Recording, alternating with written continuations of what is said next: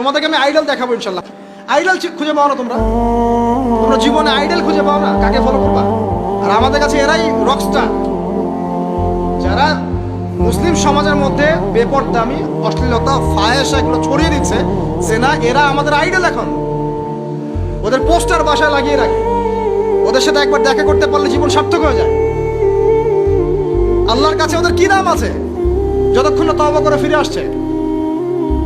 একজন ভ্যান চালক, একজন ইমানদার ভ্যান চালক, রিক্সা চালক যে 5 ওয়াক্ত নামাজ পড়ে, সে আল্লাহর কাছে ওর চেয়ে অনেক বেশি সম্মানিত। ওই ভ্যান চালকের কাছে কি অটোগ্রাফ নেন আপনি? রিক্সাওয়ালার কাছে কি অটোগ্রাফ নেন? এইসব এই হ্যামিলনের বাসিওয়ালার পিছনে না গিয়ে এরা যুব সমাজকে টেনে নিয়ে যাচ্ছে অশ্লীলতার দিকে, ফাহেশা কাজের দিকে, বেফাস কাজ, কোনো পরকালীন কোনো স্বার্থ নাই।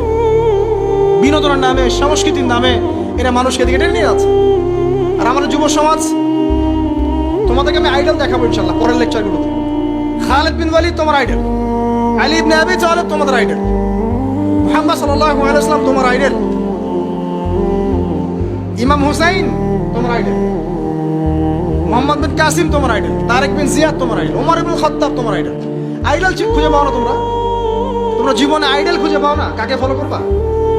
একজনের নাম বলবো, একজন অনলি, মুহাম্মদ সাল্লাল্লাহু আলাইহি ওয়াসাল্লামের পরে একজনের নাম যদি বলতে পারেন আমাকে, আলী রাদিয়াল্লাহু আনহুর জীবনী পড়ো যাও, আলী ইবনে আবি তালিব রাদিয়াল্লাহু আনহুর জীবনী পড়ো যাও, গিয়ে দেখো তোমার আইডল এখানে বসে আছে, লুকিয়ে আছে।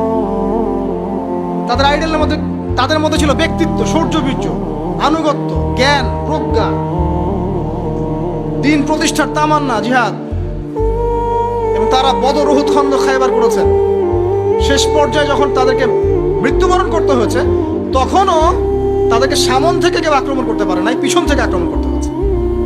বীরদেরকে কেউ সামন থেকে মারতে পারে না, পিছন থেকে মারতে পারে। আইডল খুঁজে পাও না তোমরা?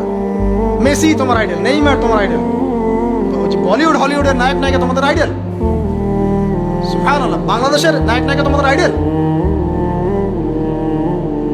যারা জীবনে কত পাপ করেছে তারা নিজেরাই জানে, ওদের বিবেকই ভালো করে জানে যে ওরা কত পাপ করেছে।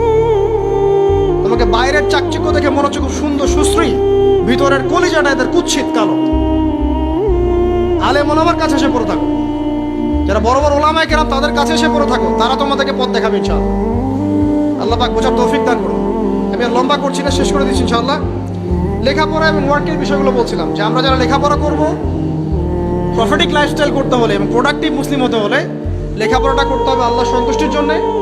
চাকরি বাকরি, ব্যবসা বাণিজ্য যাই করে, কৃষিকাজ, সব কিছুর উদ্দেশ্য হবে কি?